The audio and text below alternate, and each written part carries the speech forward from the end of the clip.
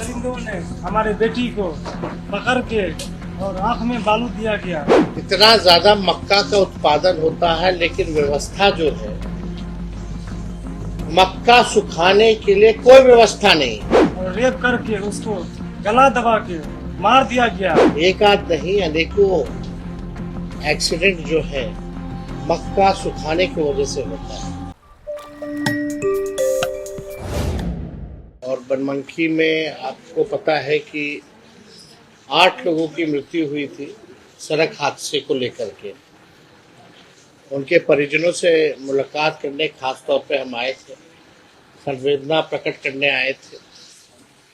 और उनके परिवार से मुलाकात भी हुई, संवेदना भी प्रकट किया हम लोगों ने, और अधिकारियों से भी बात की कि ताकि उनको जो राहत मिल सके वो जो है दिलाई जाए। एक्सीडेंट का जो हम लोग पता किए खास तौर पे, मक्का सुखाने के लिए रोड पे जो लोग मक्का सुखाते हैं, इसके वजह से जो ये पूर्णिया प्रमंडल के कई जिले हैं जहां मक्का का उत्पादन बहुत होता है, उस वजह से ये सड़क हादसा जो है, जो हमको महसूस हुआ उनसे बात करके पता चला। इस बात की पीड़ा है कि एक आध नहीं, अनेकों एक्सीडेंट जो है मक्का सुखाने की वजह से होता है। लेकिन चिंता की बात है कि प्रशासन और सरकार जो है इसकी परवाह नहीं करती, चिंता नहीं करती। और सड़क हादसे रोकने के लिए या मक्का सुखाने के लिए कोई भी ऐसा व्यवस्था सरकार द्वारा जो है नहीं की गई। आगे तो आप देखिएगा कि महत्वपूर्ण विषय है। इतना ज्यादा मक्का का उत्पादन होता है, लेकिन व्यवस्था जो है, मक्का सुखाने के लिए कोई व्यवस्था नहीं। ना लोगों के पास कोई उपाय है, क्योंकि मक्का सूखता है तभी जो है बिक्री होती है। हम लोगों के ख्याल में आया है कि इन क्षेत्रों में जहां भी सड़कों पर मक्का जो सुखाया जाता है, हर पंचायत में इसकी व्यवस्था हम लोग मक्का सुखाने के लिए किया जाएगा, ताकि सड़क हादसे भी ना हो और एक व्यवस्थित ढंग से लोग जो है मक्का भी सुखा पाए, और सरकार डायरेक्टली जो है उनसे मक्के की खरीद भी कर सके। तो ये व्यवस्था हम लोग चाहते हैं। और एक नहीं, कई एक्सीडेंट्स जो है इस प्रकार के होते हैं जो सरकार को चिंता करने की आवश्यकता है।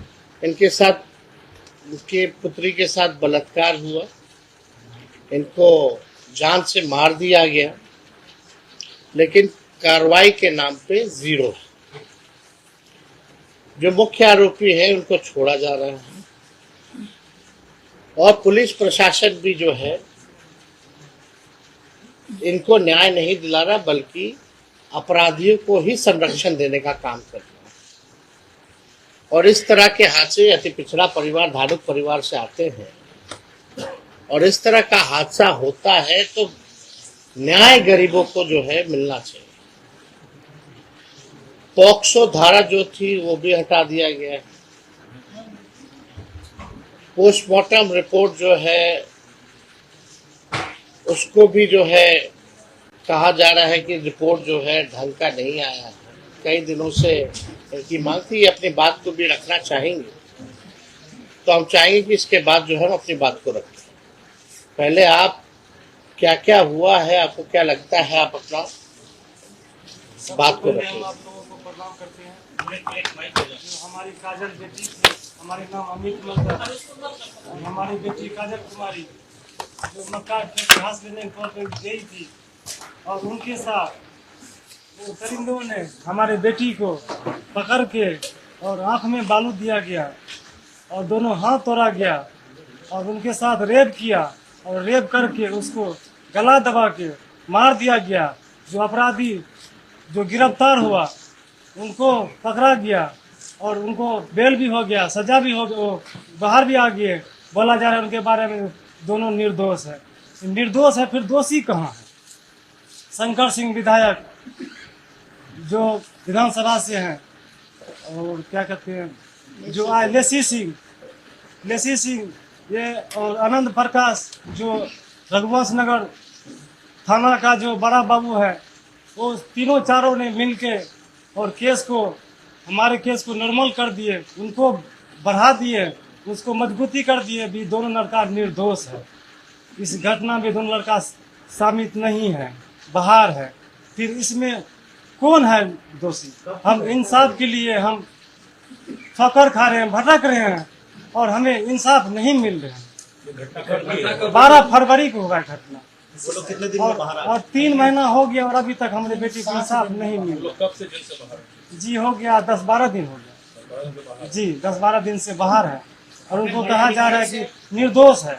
आपने बड़े अधिकारी से तो आवेदन दिया था, और जो कि पोस्टमार्टम रिपोर्ट है उनके बारे में बताया जा रहा है जो रेप नहीं हुआ है।